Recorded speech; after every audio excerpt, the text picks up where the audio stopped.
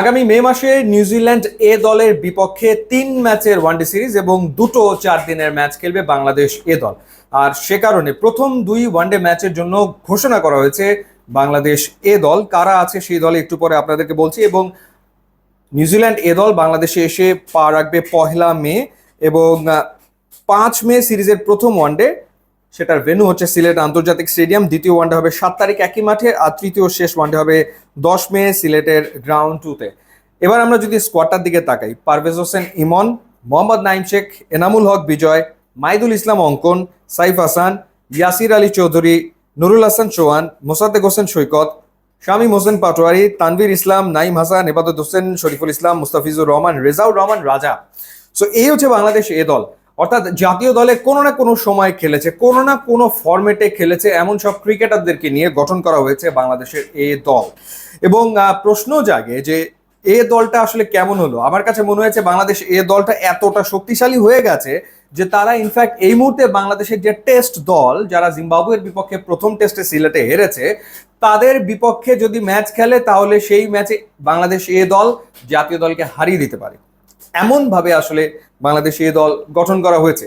আমরা যদি টেস্ট টিমের দিকে তাকাই, সেই টিমে যে প্লেয়াররা রয়েছে, সাদমান ইসলাম, কিংবা এরপর তার সাথে মাহমুদুল হাসান জয়, এরপর এরপর বিজয় তো ডাক পেয়েছে মাত্র, এরপর মুমিনুল হক, মুশফিকুর রহিম, জাকের আলী অনিক, এরপর নাহিদ রানা, তানজিম হাসান সাকিব, কিংবা খালেদ আহমেদ, হাসান মাহমুদ, সেই টিমটার সাথে যদি এই টিমটার পার্থক্য করা হয় তাহলে অনেক ক্ষেত্রে মনে হতে পারে যে এই টিমটা আসলে বেটার টিম।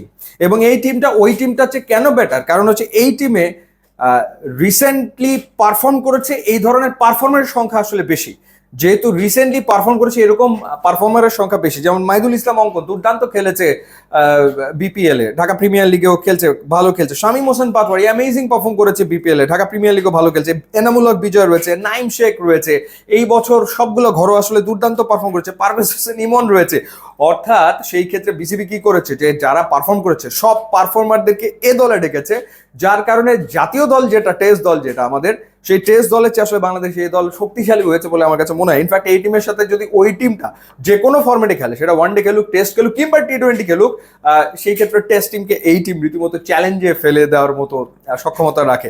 যাই হোক, একদিক থেকে ভালো যে যারা রিসেন্টলি পারফর্ম করেছে তাদেরকে এই দলে রাখা হয়েছে, এবং এই দলে রাখার মানে হচ্ছে তারা সবাই ন্যাশনাল টিমের বিবেচনা তো রয়েছে। এবং ডেফিনেটলি যদি এই নিউজিল্যান্ড এ টিমের বিপক্ষে এই প্লেয়াররা পারফর্ম করে, তারা সামনে অবশ্যই জাতীয় দলে খেলবে। সামনে তো পাকিস্তানের বিপক্ষে বাংলাদেশের টি-20 সিরিজ রয়েছে, এই কারণে এই সিরিজটা গুরুত্বপূর্ণ এবং দেখার ব্যাপার যে কারা কারা আসলে পারফর্ম করে। কিন্তু আমার কাছে মনে হয় এই দলটা আমাদের টেস্ট দলের চেয়ে শক্তিশালী।